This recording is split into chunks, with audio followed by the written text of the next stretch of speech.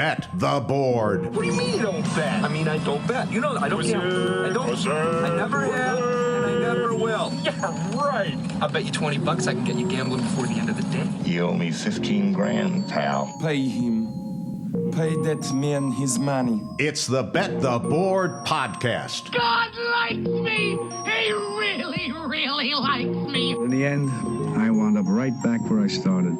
I could still pick winners, and I could still make money for all kinds of people back home. And why mess up a good thing? Here's Payne Insider and Todd Fuhrman. Welcome into the Bet the Board podcast, Monday Night Football edition, Week 4 with Giant Seahawks, the final game on the schedule for this particular week. I'm your host, Todd Fuhrman, joined as always by my esteemed colleague and co-host, the one, the only Payne Insider. And Payne, when I flipped on Sunday Night Football last night, I thought it was going to be over before it started, 17-0 Kansas City, but we were treated to a four-quarter fight between the Jets and Chiefs. It was a good game.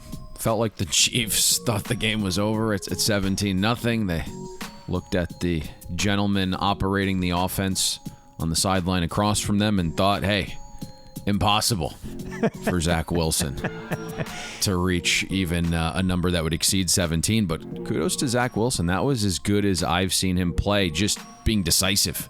I understand he missed a shot down the field to Garrett, but I mean, all in all, just what you saw from him was I'm dropping back in the pocket, I'm reading, I'm not thinking, and I'm just releasing the ball. And he released some balls that were really accurate. I thought he operated the offense quite well. I mean, you highlighted it last year, and this seems like a logical place to start before we get into the normal Monday routine, that when Zach Wilson gets rid of the ball quickly, he can operate an offense, albeit not at a truly elite level, but be an average NFL quarterback. It's when he sits in the pocket, he decides to deliberate, contemplate the meaning of life and everything else, that the decision-making starts to erode. So to your point, the decisiveness we saw there pay dividends, and an interesting stat nugget from that from OptaStats they sent out last night, Zach Wilson became the only opposing quarterback to have more completions, passing yards, and touchdown passes, and fewer interceptions than Patrick Mahomes in a Mahomes start, college or pro, out of 127 starts. So rarefied air to say the least, albeit coming up a bit short after that fumbled snap and a very heady play from Patrick Mahomes that probably made a lot of sports bettors laying the points with the road favorite rather irate. Yes, and if you got good numbers on the under at open, that was certainly a saving slide as well. There's no doubt a little bit middle there to try and get you to the window. For those folks tuning in for the Monday show, we start things off with the good, the bad, and the ugly. We'll get into some look-ahead lines, injuries with Dr. Deepak Chona, and, of course, a Monday Night Football preview between the Seahawks and Giants. So, Payne, I'll give you honors right out of the gates in terms of some of the good that you saw transpire on the football field this weekend. Let's go with the obvious, and it made me a little nervous because there was beginning to be a little bit too much love for the Texans last week, but I think you tip your cap there. I know the spot for Houston was fantastic last week. Still have to go out and execute, and there were some mismatches there, right? You get D'Amico Ryans, who's a defensive mind that we love, and it's always going to be a mismatch there against a Matt Canada mind. On the other side, though, what kind of kept me off that game was if you can keep your quarterback clean against the Steelers, you can find success, right? The splits are just so dramatic. When the Steelers don't get pressure, it's a bottom 5 defense. But the Texans are down 4 offensive linemen. And so I wasn't sure they'd be able to keep C.J. Stroud clean, and they did. It was extremely impressive with what Bobby Slowick came up with. The Texans OC just kind of kept that Steelers front four at bay with misdirections and screens. We saw the running back pass game early as well. The Texans offense looks completely different than it did in the preseason, and I know people are like, duh, like, you know, of course it's going to, but typically you won't see that drastic of a change when you're implementing a brand new system with a rookie quarterback and a ton of new pieces that you're kind of submersing yourself into, right? Like I just, what we saw in the preseason was not very creative, and it's been the complete opposite so far through 4 data points for the Texans. And already this morning, despite the depressed line, Houston's taking some money. I think what's been most impressive for me watching CJ Stroud is you see some of these young quarterbacks and they have a tendency to lock in on one or two of their weapons, and that's all they're going to throw to. Stroud's gone in a different direction each of the last 2 weeks. It was Tank Dell doing the heavy lifting in their win against the Jaguars. This week it was Nico Collins.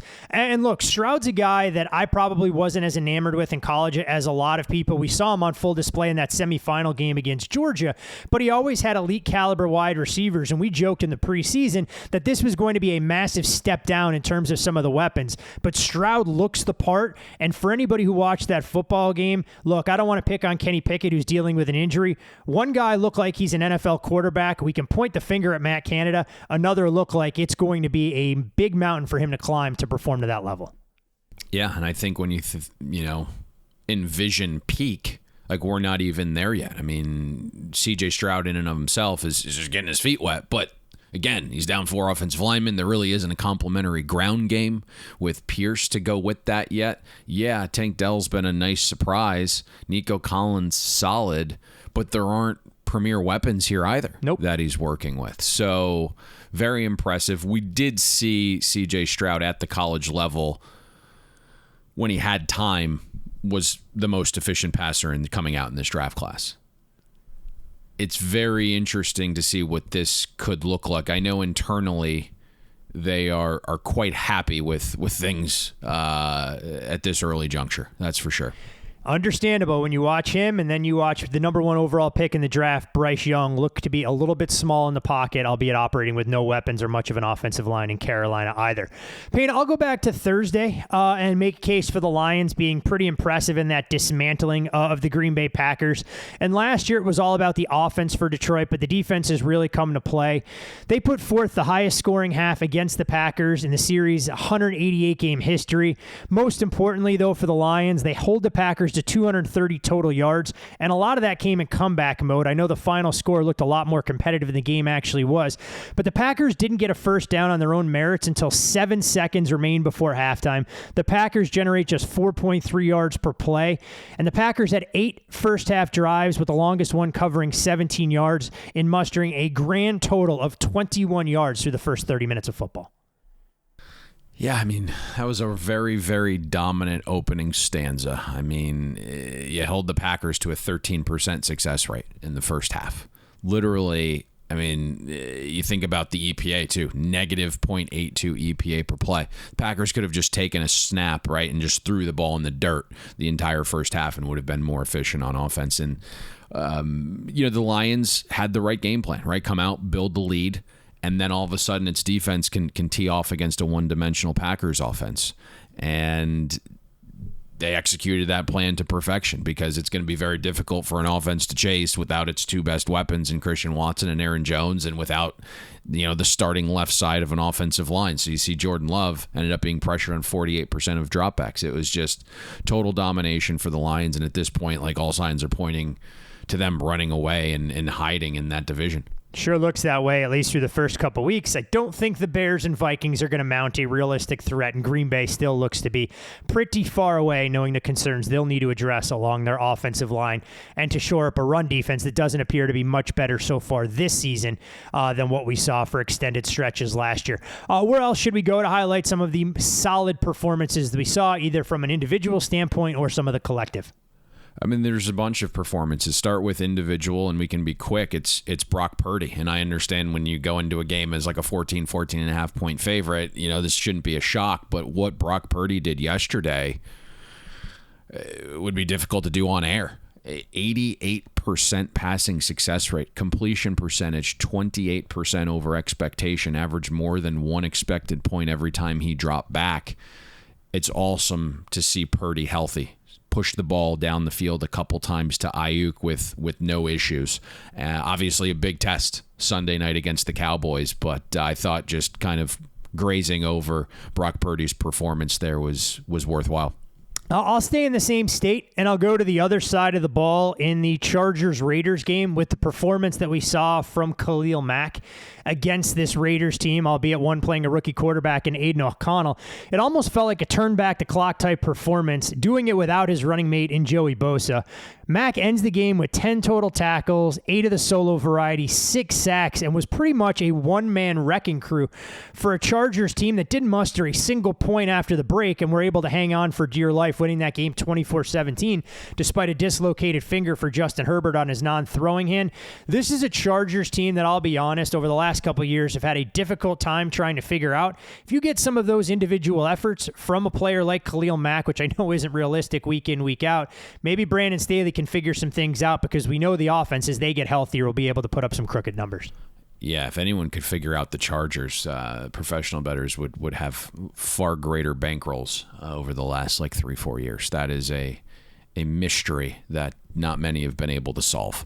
Constantly injured. But I think the key point to what you said there was not having the running mate. I mean, what is the game plan? I mean, I understand Khalil Mack's at an age where you're thinking, hey, I don't have to dedicate a ton of resources to him, but Joey Bosa was out. Derwin James was out. I mean, how many other dudes do the Chargers have? And you let Khalil Mack disrupt the game. Maybe after the 3rd sack, we're going to allocate. I think they were going to wait till after the 8th sack, so Mack never got there. So Josh McDaniels didn't feel he needed to adjust any of his protection schemes. I mean, I don't understand some of the stuff that goes on with these coaches. I mean, it's like the one guy, and again, I understand that he's not in his prime, but there's no one else on that defense. So figure it out by the time he's reached sack 3. Anything else? I mean, there's some other good performances. Probably have to mention Baker Mayfield and what's going on there in Tampa. Yeah, I feel like Baker and Tampa, and then we can touch on the Buffalo Bills all briefly before we kind of pivot away. So I'll give you the floor for either of those guys. I think what was interesting about the Bucs is Dave Canales and Todd Bowles, I don't know if you caught this, had a little back and forth this past week during their individual pressers on basically the offensive identity, where Todd Bowles was like, we can't really, and this is shocking for Todd Bowles to say, but he's like, we can't really keep running Rashad White into the line of scrimmage on early downs. It's not very efficient, and he's got to start hitting the hole a little bit cleaner and quicker and stop dancing. And Dave Canales is like, we're going to do what we do.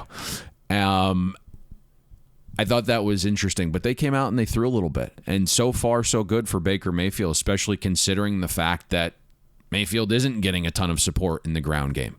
This was the big test, right? If you look the first 3 games, it wasn't the most difficult schedule of defenses faced. It was actually the 6th easiest. The environments were pretty clean too, right? At home in Florida and in the Dome. But you go into New Orleans and you face a Saints defense in that building, very tough. I mean, Baker's completion percentage 15% over expectation yesterday, one of the highest rates ever charted in that building for an opposing quarterback. You mix in Baker's really good play with a less than 100% Derek Carr on the other side, and this is the result. I was actually surprised by the decision to play Carr. Makes 2 of us. And yeah, and it caused some movement in the market that allowed some really sharp people to find some bets that weren't necessarily triggered until that move in the market, right? All of a sudden the 20s in the first half came alive again. And then we got to a point where full game's 5. And so there was some buyback on both that first half under and the Bucs late, just based upon those new numbers. But Carr, you think about this, right? 127 passing yards on 37 attempts against the Buccaneer secondary that was without its top corner in Jamel Dean. You could tell Carr's shoulder was a little bit of an issue. 0.4 yards completed through the air on the day. He averaged less than half an air yard completed. That's nuts. I mean, think about this in this perspective. How bad was Joe Burrow yesterday? And that was 2 yards less than Joe Burrow's average air yards completed. I mean, look. At some point, why didn't they take him out? That's the bigger question. And that game was hanging the balance early. Baker Mayfield gets intercepted in the end zone towards the tail end of the first half, and it looks like the Saints are going to dodge a bullet. They proceed to turn it over on a subsequent play. Tampa makes them pay for it, and you figured at the break, you'd go, okay, look, Derek Carr can't stretch the field. We need a little bit more from our vertical passing game. Let's go to Jameis Winston or figure out another path to success. But the stat line that I was most entertained by in that entire contest, did you happen to see what Alvin Kamara did in that game?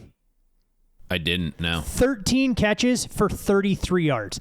That is damn impressive. Well, it matches, right? Oh, there's no doubt. It matches with what you said. But I'm not sure I've ever seen anything close to that for a player that has that many catches, with less than 50 yards receiving. So if you used Alvin Kamara in PPR, you definitely had a solid day there. If you were getting rewarded for yardage, you were greatly disappointed. Final thing on the good side, though, Payne, look, I mean, the demise of the Bills apparently was overstated after losing to the Jets in the season opener. They scored on 8 of their first 9 possessions, which didn't include a kneel down before halftime. Josh Allen finished the game 21 of 25 for 320 yards. 120 of those go in the direction of Stephon Diggs.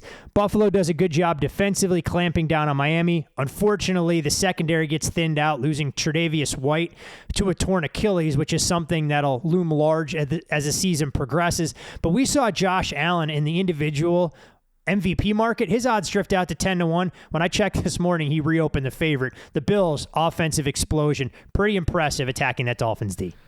Yeah, a week ago, we kind of intimated at 2.5.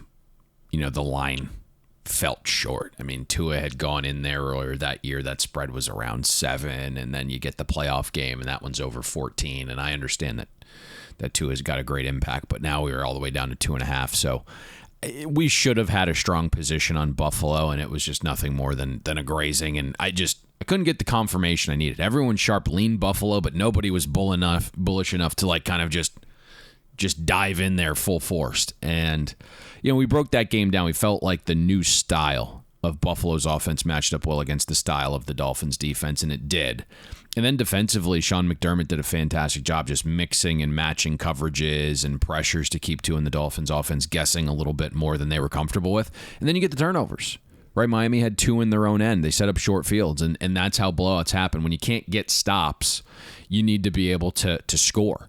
And turning the ball over twice in your own end and creating short fields, that's going to put you behind the 8 ball in terms of possessions. So huge game for Buffalo. I'm a little pissed, by the way. And who knows, maybe it doesn't come to fruition. It's very early in the season. But, May-ish, June-ish, very bullish over here on the Bills this year.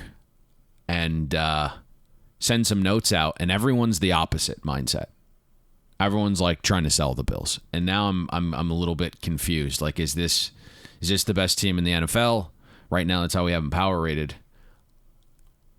I just my initial instinct was correct so far, and they haven't had Von Miller back yet. No, it's going to help their pass rush a ton.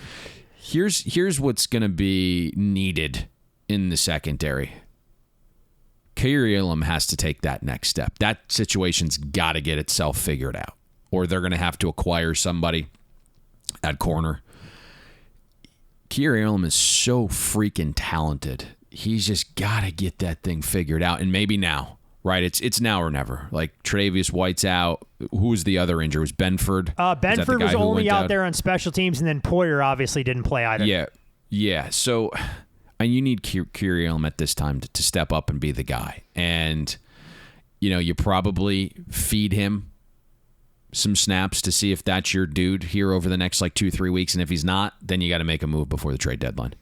Yeah, look, I mean, it's a good problem to have for Buffalo as you try and figure out holes in a very talented roster, and they've obviously come out there and crushed the competition in 3 straight weeks, taking care of the Raiders, blasting the Commanders on the road, and reminding the Dolphins why there's still a little bit of a gap between the top of the AFC East and everybody else, and a fun little game brewing on Sunday for Buffalo to go overseas, use up one of their home games, and take on the Jacksonville Jaguars first thing in the morning from Tottenham Stadium. All right, with the good comes the bad, and there's a lot of low-hanging fruit out here. I feel like a couple of these teams have been in here more often than not, so I'll give you first honors again. No, I'm going to let you go first because I know where you want to go. Well, just rip the Band-Aid off. I'm going to rip the Band-Aid off, and we're going to go to a team that I actually thought wasn't going to make this list for the first time all season. Then they reminded us who they truly are. And that, of course, would be the Chicago Bears, who dropped their 14th game in a row. They haven't won since knocking off the Patriots in Week 7 last year. To their credit, they did enough to build a commanding 28-7 lead before they completely cratered. Justin Fields throws for a career-high 335 yards and 4 touchdowns, completes his first 16 passes. And then, of course, the Bears get conservative. You have poor play calls and execution. I'm perfectly fine with the decision to go for it on 4th and 1 when the game is tied to try and win it with your offense on the field, knowing that there were a bunch of peanut and beer vendors out there in the secondary. But good Lord, this team just consistently finds a way. And maybe they're playing chess when everybody else is playing checkers, and this was part of the grand plan in their quest to go 0-17 and draft a franchise quarterback with 2 potential top 10 picks in next year's draft. Right now, they're lined up 1-2, right? Is that what it is? They have the Texans pick. No, it's the Panthers pick, right? Yeah, so 1 and 2. I thought it was lined up 1-2. Yeah. Is what I read this morning. I mean, this is rock bottom, right? And the competition wasn't great going against a bottom feeder Broncos defense, but this is kind of supposed to be the confidence building game, right? Get some things going offensively you can feel good about. Start building the identity of your offense. Fields was damn good. 56% success rate. Completion percentage, 21% over expectation. 5th in EPA per play. All of the things the last 3 weeks had gone out the window, and you got the improvement you wanted to see from Justin Fields. Still find a way to lose. And so that one is gut-wrenching. Fortunately, you kind of get out of town, hit the road a little bit early on, and maybe you can flesh that out.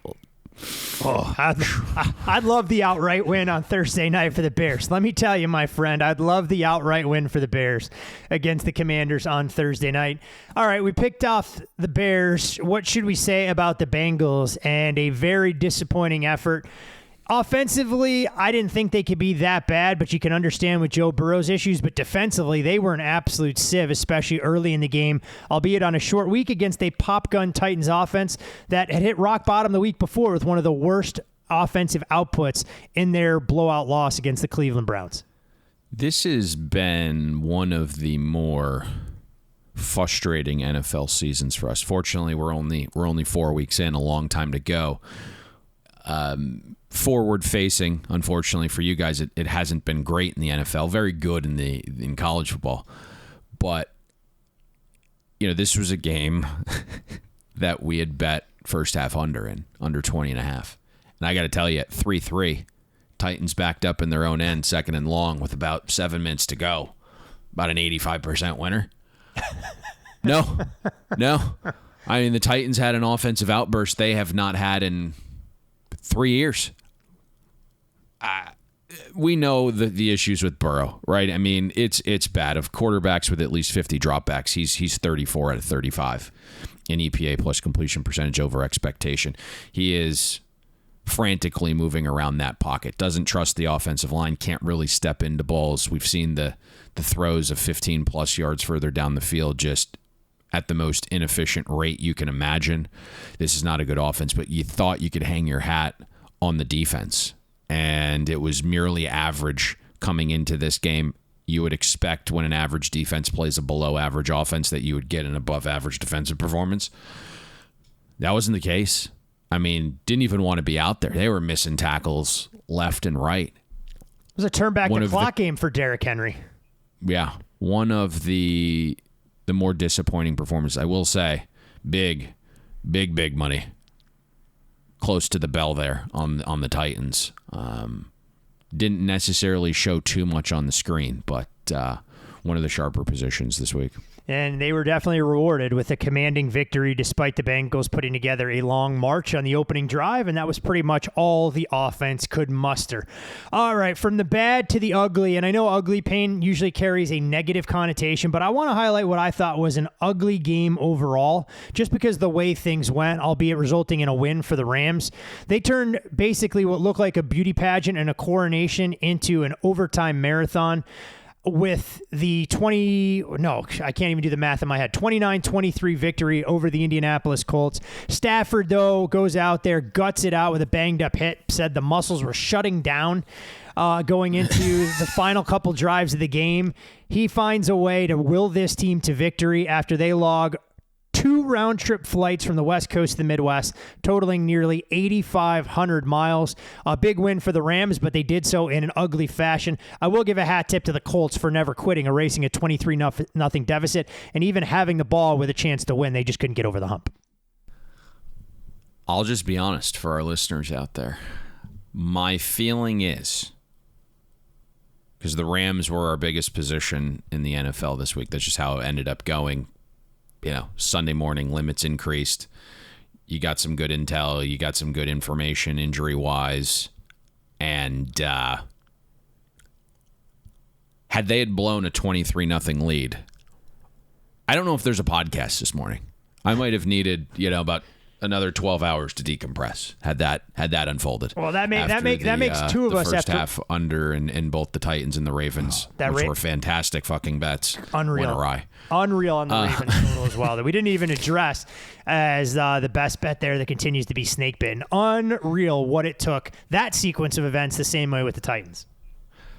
Yes, yeah. If you had Titans 3 touchdowns in 6 minutes on your bingo card, congratulations there. Yeah, Ravens, Browns. Again, I try to put this in the right way, and I was going to maybe save this for Thursday before the best bet session because more people are going to listen to that than they're going to listen to this here. We can revisit that again on Thursday, though. Middling into a Monday podcast. But I think just in general, right, when you think about what we're doing here, best bet on a show, you get one for Wednesday, Brad sprinkles in one of his, and you're talking about like 12 to 15 bets in a month, right? So the variance there is, winning streaks are going to feel longer, losing streaks are going to feel longer. There's going to be more variance in there. And ultimately, when you're getting your money in good, you're going to have more bad beats than, say, if you were betting the Dolphins plus 2.5 yesterday, right? That game's pretty much done and over with. So you're expecting some negative variance there. But to me, when you go and give out under 20, which is a more than fair price because there's still some 20.5 out there, and the information just starts to go in your direction, right? I mean, starting quarterback out, right? On Wednesday, Ronnie Stanley gets like the positive that he's practicing, and we just kind of felt like that wasn't going to actually happen this week, and he's out, and game closes 18.5-19. Like, you feel really good about that. It's not just a 1.5 move. It's a 1.5 in like one singular half. So the value is even greater than that. And despite some bad luck with the turnover there for DTR, certainly the ball's thrown behind his receiver, but it isn't one that like pops up dead into the middle of the field, high in the air, like torpedoes sideways. It gets picked off. There's a short field touchdown in the game. Even then, you're like, hey, 10 points. Still no good. Biggie. Still good. Still good. Ravens backed up in their own end with about 7 minutes to go. Not a problem. Nope. You get the number one defense, which we thought would regress a little bit. We thought it was still going to be a very good defense, but would regress just a touch because it can't be that good. And they give up back-to-back 85-plus yard touchdown drives. And these aren't your normal garden variety touchdown drives. I mean, we're talking 1st and 20, 2nd and 29, 3rd and 6. Get off the field. What does Baltimore dial up? The old wheel route to 39-year-old Melvin Gordon against one of the best cover linebackers. I wouldn't have even thrown that in a flag football game of the co-ed variety to try and get Melvin Gordon in space and think that's going to have a positive expected outcome.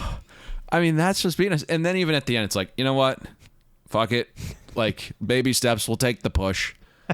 Third and medium plus, you get pressure, no problem. We're just gonna throw into the back of the end zone. Looks like it's gonna get picked off. Looks like Ward's got this thing, and he just mistimes the jump, and he happens to be 5'8", and just a perfectly thrown ball, and you go down. A great bet goes down. That was one of the more agonizing ones, but somehow surviving this season, despite making some great bets, they're just not. It's been been hitten by the variance bug so far. Oh, it is a cruel business we are in when the best laid plans don't come to fruition. It's easy to stomach when you back teams that lose by 40 or 50. You go, hey, look, I'm not going to claim bad beat, not going to claim great handicapping with a bad outcome. That's just a bad bet. When the inverse comes true, it's a little bit tougher to stomach, but alas, we continue to power through it and continue to look for some of those best wagering opportunities in the market. You can follow Payne on social media at Payne Insider. I'm Todd Fuhrman. You can follow me there. Most importantly, follow the podcast at Bet the Board Pod and subscribe to the Bet the Board podcast newsletter. Payne, we can jump into the look-ahead lines and kind of do a little bit of rapid fire with some of these. You alluded to one that we've seen moving, and it's gone a heck of a lot further than when we put some of our notes together for today's show. The Falcons were a 3.5-point favorite in the look-ahead market. They are now down as low as a pick'em at a very prominent shop out here in the desert, playing host to the Houston Texans next Sunday. Yeah. I mean, probably a coaching advantage. Certainly the Texans have reeled off 2 wins in a row. The market sometimes has a difficult job in catching up quick enough, right?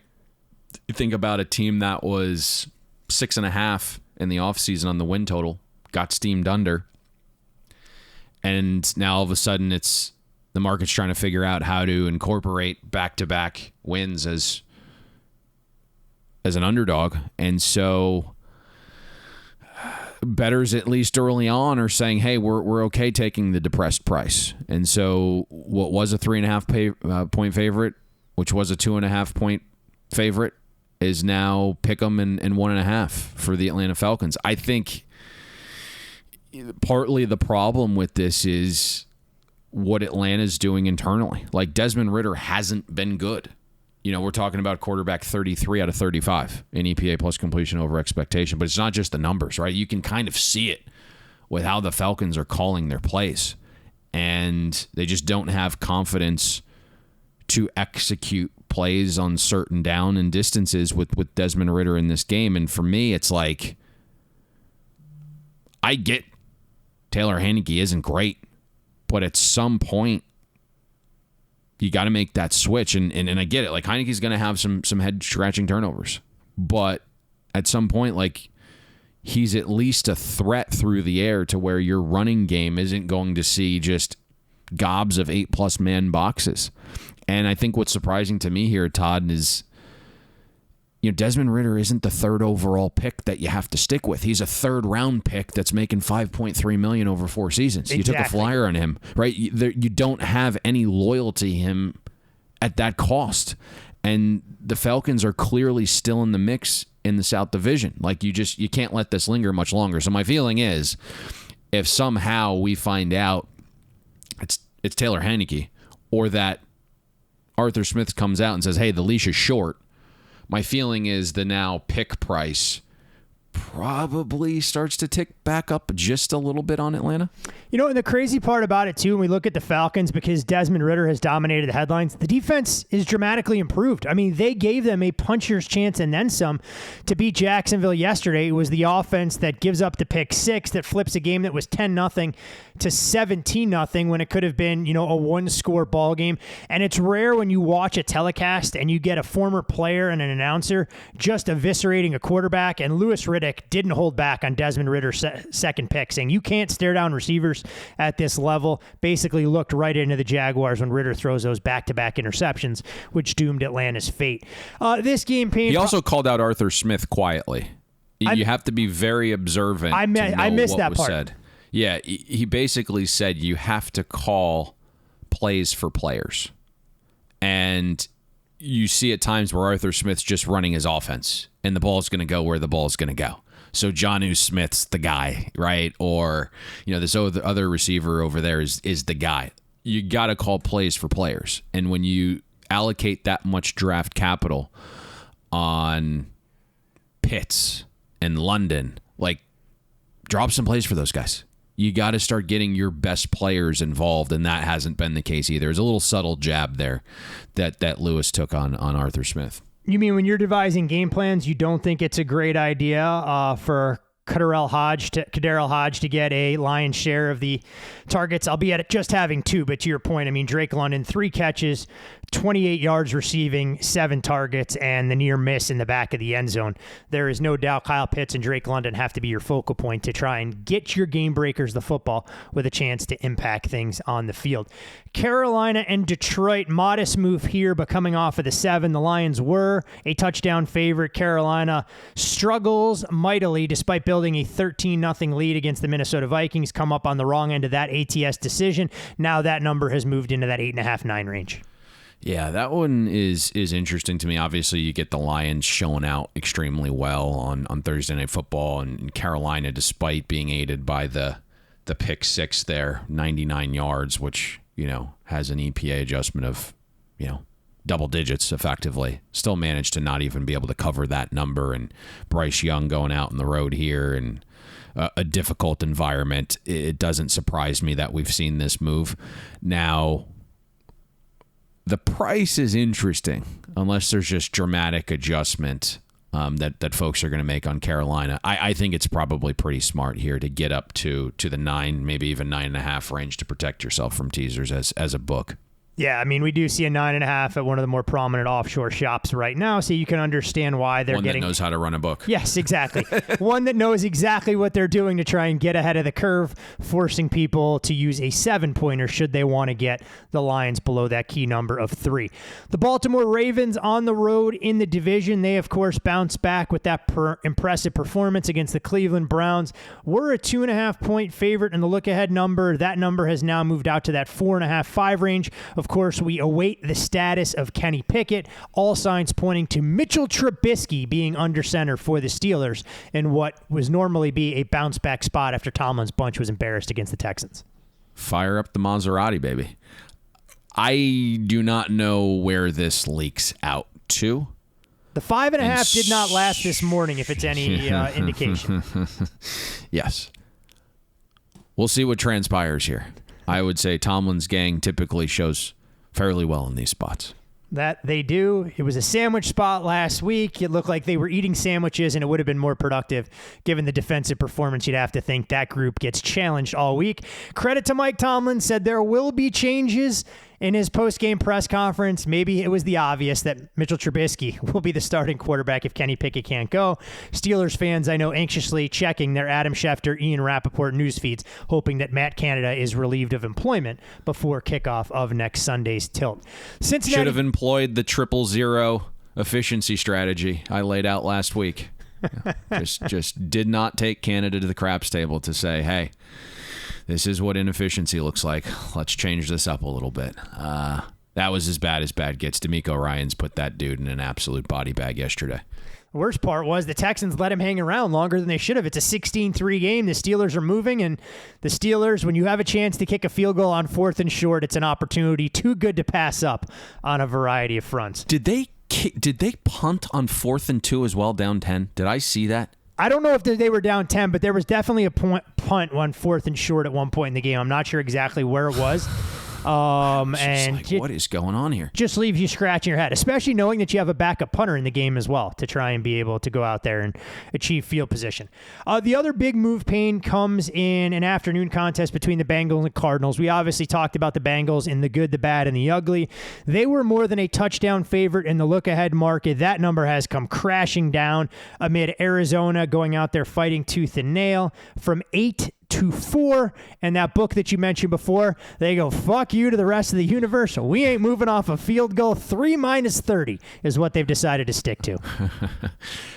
One of the more difficult games to handicap and wrap your head around, because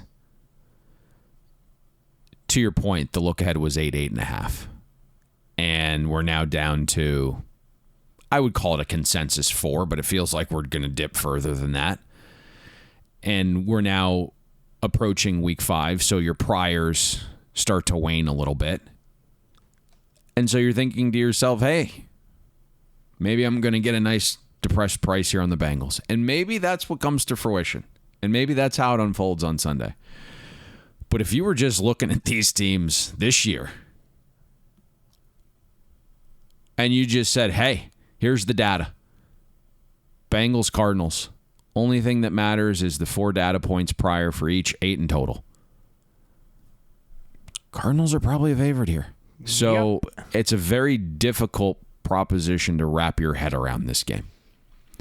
That, and you throw in that the Bengals receiving core going to be a little bit depleted as well. All signs point to T. Higgins missing the game with a broken rib. Makes it a little bit easier to scheme Jamar Chase or defensively against Chase, and you have to imagine the Cardinals will be much better in that department than what we saw them do on the defensive side against Brandon Ayuk. Credit to the Cardinals, though. They held Deebo Samuel without any catches. It still didn't matter when they gave up 35 points. Injuries are indeed a part of the National Football League, both in your handicapping and fantasy purposes, and we have one of the best in the business to share his perspective on how long some of your favorite players may be in, maybe out, or when they will potentially return to the fold. You can follow Dr. Deepak Chona on Twitter at SportMDAnalysis. Are you injured or are you hurt? When injuries occur in the NFL, you need someone to call on. If you're hurt, you can still play. If you're injured, you can't. Let's check in with Dr. Deepak Chona, Stanford and Harvard-trained orthopedic sports surgeon and founder of Sports Med Analytics, the industry leader in data-driven injury analysis. So are you hurt or are you injured? All right, thank you, Payne and Todd. Now we will get straight to the list, and we will start with Joe Burrow. He will likely have continued limitations for at least another 2 weeks. He had 3 sacks, 9 quarterback hits. That's probably going to be the formula to beat the Bengals for a little bit here, because he's not going to really be able to drop back or escape much pressure for at least those 2 more weeks. Again, the key really here is that the re-aggravation risk is pretty high, and that's going to be the case for about another 4 weeks at least. So with Joe Burrow, every week that he doesn't get further injured is really a win in itself. Then we have Javonte Williams. Now, obviously coming off the big ACL plus other ligaments surgery this offseason.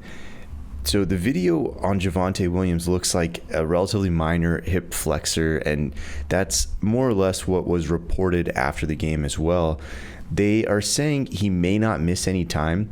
I would suspect he misses 1 week, just because having a weakened hip would lead you to a little higher risk at the knee. And if I'm Javonte's doctor in his camp, I'm telling him, please take it slow. Do not risk that knee for anything. Next, Justin Herbert. He had this splint on his left hand, and it was his non-throwing hand, so overall not too concerned. The splint does suggest that he may have dislocated the finger and they had to pop it back into place. If that's the case, there's a mild increase in fumbling risk, but otherwise relatively low impact here. And then we have Kenny Pickett. The video on Kenny Pickett was most concerning for an MCL sprain, and that would be overall good news. The ACL and meniscus are possible, but I didn't really appreciate a buckle of the knee, and therefore when we get the MRI probably today, we will find out. But if it's only MCL, the average on that would be about 2 to 4 weeks. And with the Steelers having 2 games and then a bye, it would be pretty realistic for him to come back right after. Then we have Mike Evans, now dealing with a hamstring strain, but he continued stretching on the sideline, and he was on the bike, in fact. And that is very promising because it suggests overall that this is a relatively mild type of injury. The average would be about 2 weeks. But the key here is that they have a bye coming up, so you wouldn't be surprised if he doesn't actually miss any time as a result. For a wide receiver of age 30 and up, the re-injury risk, even on these mild hamstring strains, is unfortunately high. It's about 15-20% for the following 6 weeks. And we all know what happened with Cooper Kupp, so we're a little bit on edge for that reason with Mike Evans. Then we have T. Higgins. Now, rib fractures average about 2 weeks. He is very likely out at least week 5. He could probably return week 6 with a numbing injection, but if he's active, you would expect some sort of performance hit. And again, they have a bye in a couple weeks, so you wouldn't be terribly surprising if they take it slow with him. But with the way their record is going right now, you would think he's going to try to get out there, if at all possible, week 6. Next, Davante Adams. He went down pretty hard directly onto his shoulder. It's a very classic mechanism for an AC joint sprain, which we've sort of seen a lot of so far this year. And he very likely got an injection in the locker room, and then that's what allowed him to keep playing. There's overall a relatively low re-injury risk for this type of injury, and even a low performance impact. But the key is that as long as he doesn't take another direct fall onto this area, then we don't see a huge sort of performance impact going forward. If he does, then you're looking at worsening of the same injury. So Davante Adams, fingers crossed, but I think he's probably going to be okay. But then Pat Freiermuth. Now, the video on Freiermuth suggested a hamstring strain that's probably a little more severe than Mike Evans. Most likely, we would call this like a moderate severity strain. Those average 3 to 4 weeks, but given that they have a bye coming up, it wouldn't be surprising if he misses those 2 weeks and then of course rests through the bye and then comes back right after. The key with these is, again, re-injury risk. A little bit less of an age concern with Freiermuth being younger, but what seems to be greater severity does put him at a little higher risk. So practice progression will be key on this for Freiermuth. Then we have Terry McLaurin. Now, I want to throw in a little bit of optimism here because he looks like he has finally recovered from that turf toe injury. 8 receptions, 86 yards this week, and prior to that, his high was 54 yards on the season. So expect more of this version of McLaurin going forward. Then we have Derek Carr. Now, he played, but he didn't really throw the ball down the field very much, and when he did, it didn't really turn out so great. But the good news here is that AC sprains tend to improve relatively quickly. So despite the fact that this week was mostly the short passing game, we would expect more down the field throws in week 5 with a return to 100% probably week 6, week 7. And then we have a couple of defensive players. Bills Tre'Davious White. It's a brutal injury, the Achilles for a corner. It's probably the hardest position for a corner or for an Achilles to make a comeback. The reason being that you're on your toes constantly as a corner, and you're reacting rather than going in planned out motions. So there's really no chance of return this year. The likely return is week 1 of next year, but you're probably seeing a pretty real performance hit when he does come back. And then we have Micah Parsons. Now, this by video looked like just a mild ankle sprain. He, of course, did play through it. These rarely do cause performance hits, and there's really only a mild elevation in his re-injury risk as well. And then a series of guys who did not play this past weekend, but are important injury risks for your fantasy teams and for your betting. So we have Deshaun Watson first. He almost made it out there this week. It's actually a little bit of a surprise that he did not, based on the rate of quarterbacks playing through injuries and even through throwing shoulder injuries. So we would lean towards Deshaun coming back the following week. And then we have Cooper Kupp. Now, he's been out for a while, of course. He is going to practice this coming week, and we would lean towards him playing. Now, certainly we need to see his practice progression, but we would lean towards him playing week 5. The reason being that these hamstring strains and even the re-aggravations, he's already sort of well past the timeline on when most players would come back. So he's already been an outlier, and it would therefore be statistically relatively unlikely for him to miss another week. Then we have Austin Eckler. Now, going into the bye week with a high ankle sprain, he really, I would say, never had a realistic shot of playing week 4. It would have been beating average timelines by a week, and at his age for a running back, it's very rare to see that. So most likely Austin Eckler will be on the field for your team week 6. The key here is that the high ankle causes a lingering performance impact. There is a re-injury risk as well, but the more noticeable thing tends to be the performance impact. So don't expect 100% of Eckler right away. And then going into Saquon Barkley, similar type of injury, but Barkley is, of course, coming back much sooner, very likely playing this coming week in week 5. Now, Barkley, because he's coming back sooner, we do expect that performance hit to be a little more noticeable on him. The re-injury risk is higher as well, but that will probably last about 4 weeks into his comeback. Then we have Treylon Burks. We didn't get a lot of great information from the team on this one, but the taping pattern that we saw from his practice suggests that he has some sort of knee sprain. But the fact that it was taped and not braced is promising, in that it suggests it was relatively mild. Now, the key, though, is that this was the same knee that had an LCL sprain earlier in the offseason.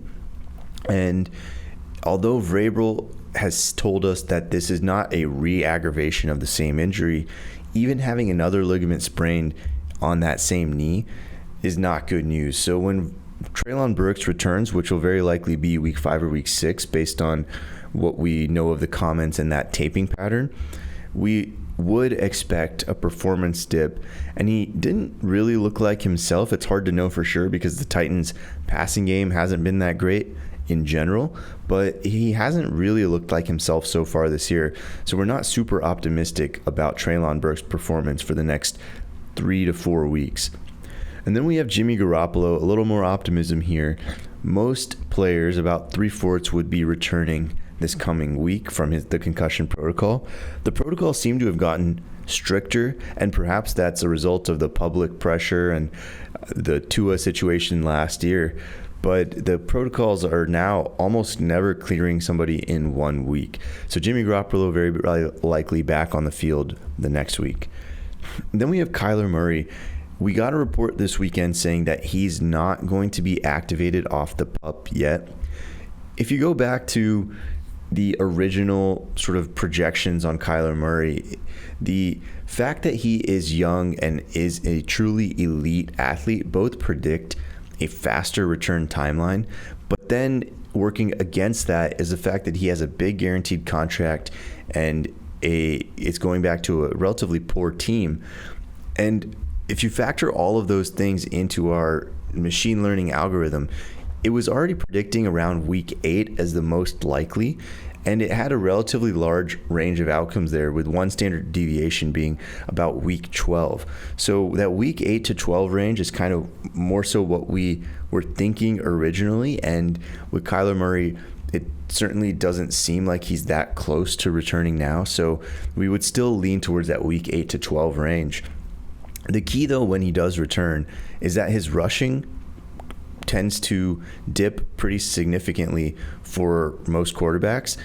And with Kyler Murray, you have to wonder, while passing doesn't typically dip in production when quarterbacks return from ACL, the thing you have to wonder with Kyler Murray is that he is a smaller quarterback, so he is moving around within the pocket and outside of it as well to create throwing lanes and seeing around larger human beings, larger offensive linemen in front of him. So you have to wonder if that's going to be a little bit affected as well. And then Nick Chubb. Now, the surgery was reportedly very successful. They fixed his MCL and they evaluated his ACL and they fixed his meniscus, of course. So what they found after evaluating that ACL is sort of as expected, that a partial tear tends not to be stable enough to let somebody go back to these high-level contact sports. So for Nick Chubb, they're going to do an ACL reconstruction. Now, I would say the normal person ends up getting that done 6 weeks to 3 months after their initial surgery, and then the clock on the rehab really starts from there. The key, though, is that with Nick Chubb being on a timeline, I would think they would do this in about 6 weeks. So you're looking at mid-November. And then the average return from ACL, which is essentially what's left, is going to be about 10 months. And perhaps with Nick Chubb, you make it one more because this is a really severe injury, multiple ligaments, meniscus, everything. So you're still looking at a potential September, but more likely October return for Nick Chubb. And with that in mind, when he does return, you usually see a pretty noticeable performance hit, and a recovery about 90% of his explosiveness pre-injury should happen late in the last third of next season.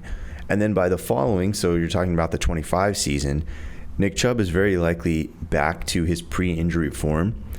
The longevity of this knee, and after 2 multi-ligament knee injuries, is not great, to be honest, but the short-term outlook is relatively promising. And last but not least, we want to make a note on Deebo Samuel. He didn't put up great numbers this week, but we were really a little surprised to see him play at all because he had the knee injury, he had the rib contusion as well. That combination would have typically sat out players about 60% of the time. So when Deebo Samuel was listed as active, we sort of knew that this was going to be somewhat of a limited workload and performance. I do expect this to improve quickly. So next week should be better. The following week should be back to nearly 100%. And that is a long list, but that's all we got for now. So I'll kick it back over. I hope you had your pen and paper out for all that, Payne, because that may be the longest segment that Deepak has provided us in stepping into the Bet the Board fold last season. I mean, it felt like a who's who from Joe Burrow to T. Higgins to Terry McLaurin to Derek Carr, Deshaun Watson, Austin Eckler, and of course a man that we'll mention in tonight's handicap of the Seahawks Giants. Injury is the unfortunate part of the game, and you hate to see some of these difference makers get sidelined for extended periods of time. Boy, that was long. 12 minutes of just carnage, and it feels like there's a lot of impactful injuries going around the league. I mean, would we have 5 rookie starting quarterbacks this week? So hopefully guys get a little bit healthier. Certainly makes our life a little bit easier with projections and data points. And I know you and I talked this past week about data points, right? And a lot of the blowouts that transpired and kind of how to navigate that a little bit when offenses are up so much and they're taking their foot off the gas. And you know, very, very crucial that you start applying some garbage time filters to your data when that goes on. So there's been some just wonky data this year. But unfortunately, some injuries, part of the game, and we'll see kind of how they unfold this upcoming week. There is no doubt trying to figure out exactly who's healthy, when they're healthy, and what levels they are going to perform at, integral to being successful in this lovely racket. All right, speaking of injuries, provides the perfect segue to get into the Monday Night Football handicap of the Seattle Seahawks and the Giants. This number's ping-ponged all over the place, but largely settled now into the Seahawks being modest road favorites, well below the key number of 3. Total on the game as we look here on a Monday morning, painted 47 across the board. And when we look at the Giants, Payne, it hasn't exactly been a redux of what we saw last year where the team got to the playoffs despite defying a lot of those numbers out there. The Giants have been behind or tied in games for all but 19 seconds so far this season. You look at Daniel Jones, just 1-11 in primetime games in his career. It's the worst record by a starting quarterback since the merger. Seattle's been on the flip side of that particular trend, and they've done so with defense, going 8-0-1 the last 9 times that they've played in primetime. Total points per game in those contests, 36.3 with an average closing total, right in line with tonight's number of 47. The Giants just can't seem to get out of their own way in primetime. 0-8 straight up the last 8 games in MetLife Stadium, 1-7 ATS in home primetime games going back to 2017. When we look at the dynamics in play here, I think a lot of people, maybe myself included, are ready to press the panic button when we watch the Seahawks week 1 against the Rams. The offense couldn't operate. We thought Geno was going to pick up right where he left off in the latter portion of last season.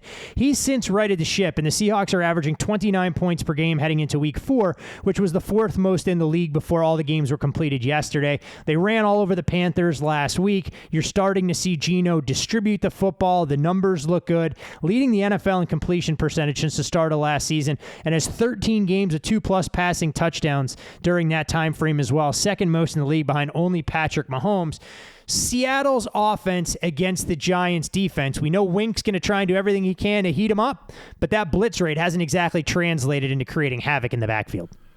No, and Geno has been surprisingly good the last couple games. I think there was some hesitation, certainly with how he finished last season and how he opened this season against the Rams, that we might not have the Geno we had for the first 2/3 of last year, but righted the ship the last few weeks. I think how you laid that out was perfect, right? I mean, the Giants' defense by design is pretty straightforward, and I think that's being a little bit kind. Straightforward is a very nice describing word there. So most of their games aren't really deep dive-ish, but maybe it being a massive swing game for the season and having 11 days to prep, Wink Martindale throws a little bit of a varied approach tonight. We'll see. We just haven't seen He's just going to blitz all 11 tonight is what he's going to do. Go zero coverage in the back, blitz all 11. If you don't get to the quarterback, DK and Tyler get to dance down the sidelines. It's like Aroldis Chapman. Unfortunately, his fastball isn't that effective. The Week 8 matchup last season, the Giants went to Seattle. And Wink blitzed Geno on 59% of his dropbacks. It didn't create a single turnover-worthy play. And so far this season, you're looking at the Giants, they've blitzed at a 55% rate. Only Brian Flores and the Vikings have sent more heat to opposing quarterbacks, but the problem is the Giants just are not getting home. It's basically league average getting to the quarterback when the Giants selectively blitz, and not so selectively, really. It just kind of leaves them exposed on the back end, right? And you got all those young corners back there, which you're like asking a ton of to be productive when you're just kind of leaving them on islands and you're throwing them into the fire there. And you just look, Geno specifically has been really good when he's blitzed but not pressured. 6th best in the NFL, 9.6 yards an attempt. He kind of does what we tell you needs to be done, right? It's attack the attacker.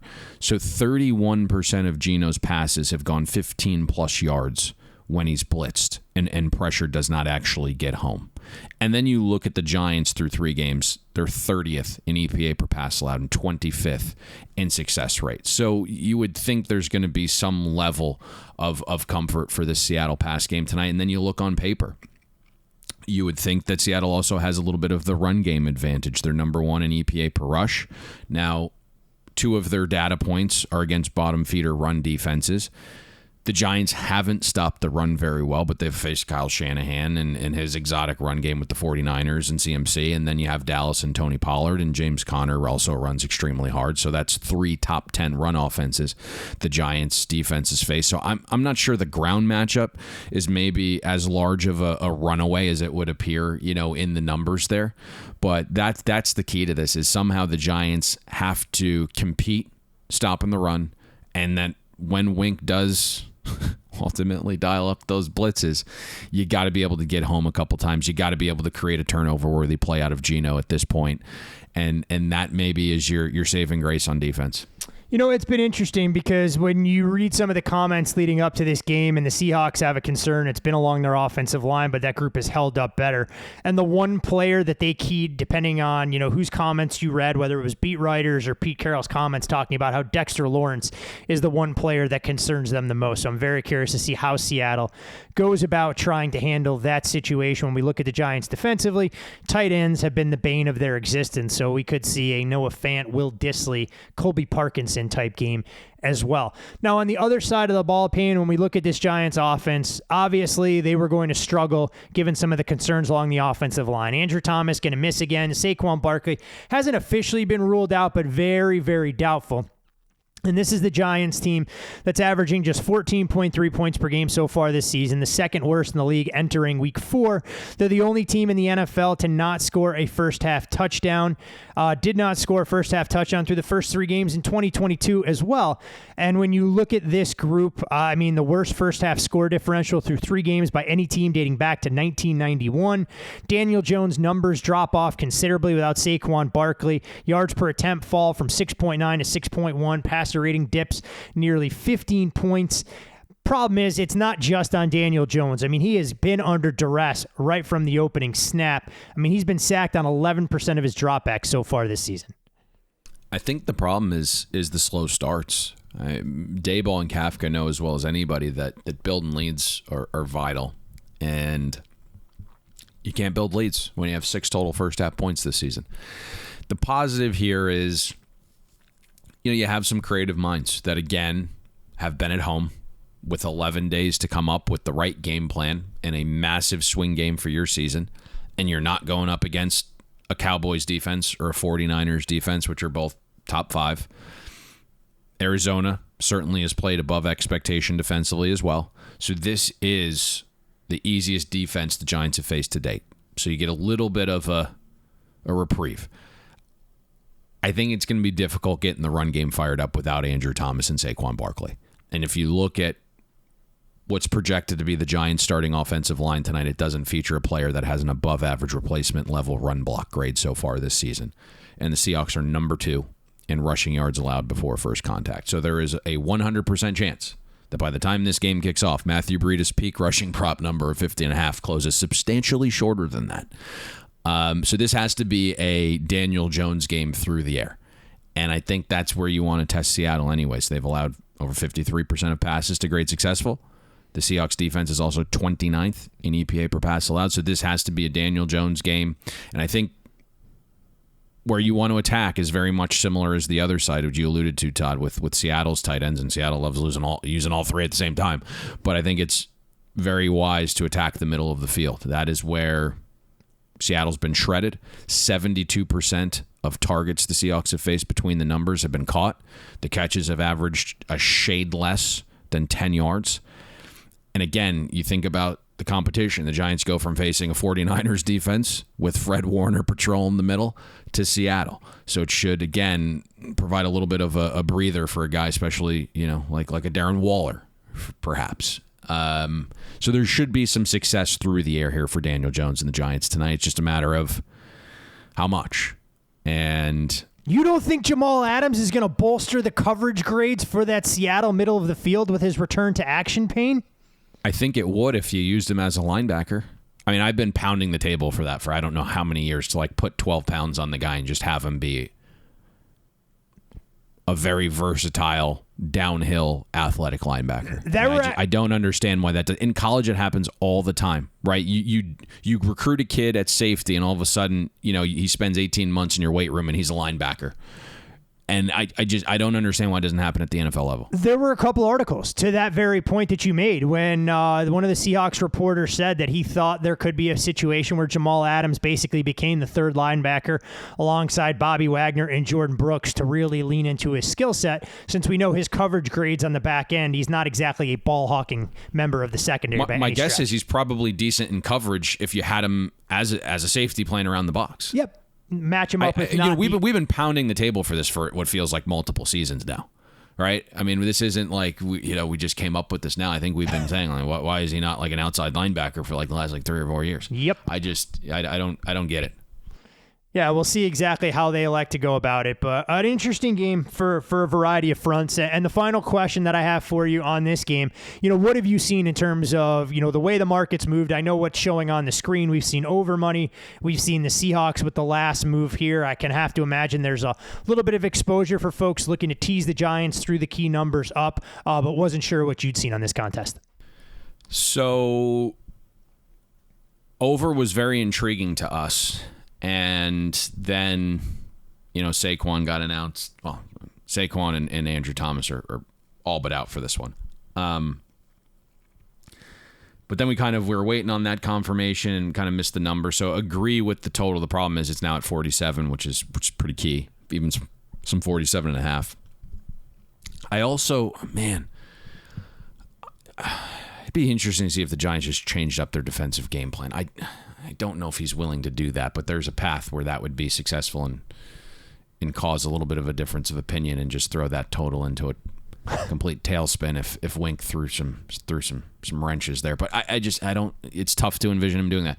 In terms of the side, it's really interesting because I thought a lot of pro bettors were going to be lining up here on the Giants, but again, that injury report with Saquon and Andrew Thomas did not go that way. So all of the math guys have their stance, which was going to be Seattle from the jump. And so far, that's what's taking shape in the market. And then obviously now that you're at 2, the Giants become a little bit of an interesting teaser leg there. So nothing too shocking, right? Like once the big boys decided, hey, we're not going to back the Giants here, all of the math money, it was able to kind of push the Seahawks kind of through that zero. And I think this is probably where we sit here, unless there's a dramatic change with an injury report. Yeah, I mean, look, you're more or less in no man's land here. Bookmakers have the opportunity to tick up to 2, which we see plenty of out there in the market. Would be surprised if we saw this number start to come down. Even if Saquon Barkley, by some grace of God, were to get upgraded in this contest, you can't imagine the effectiveness will be there to what they expect. And look, the Giants have had an extended time off since their Thursday night game against the San Francisco 49ers. May not behoove them to rush him back so quickly from that ankle injury. All right, my friend, it is a Monday in the books, so we'll see the final game unfold on Monday Night Football. A busy week ahead. I'm not sure Thursday Night Football is going to warrant a deep dive by any stretch of the imagination for Bears and Commanders fans, but we'll figure all that out behind the scenes and come out ready to go, guns a-blazing again. And at least we have a massive marquee game on Sunday Night Football. It should be a whole hell of a lot of fun between the 49ers and Cowboys to look forward to. Yeah. Back Thursday. Back Thursday with the National Football League. Back Wednesday with the college football variety as Brad Power steps back into the fold. And as always, appreciate all you guys and girls listening, rating, reviewing the Bet the Board podcast and sharing with friends, families, colleagues, enemies, you name it. Spread the gospel. Do everything you can. You can follow Payne on social media at Payne Insider. I'm Todd Fuhrman. You can follow me there. Most importantly, follow the podcast at Bet the Board Pod. And best of luck with all your investments between the Seahawks and Giants, and we'll see you at the window. We hope you enjoyed listening to this episode of Bet the Board. Make sure you follow Todd and Payne on X. Todd is at Todd Fuhrman. That's TODDFUHRMAN. And Payne is at Payne Insider. That's PAYNEINSIDER.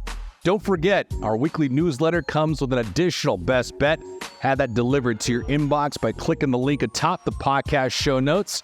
And most importantly, subscribe and download Bet the Board. We're on Apple, Spotify, Amazon Wondery, YouTube, Google Podcasts, and all your other major platforms.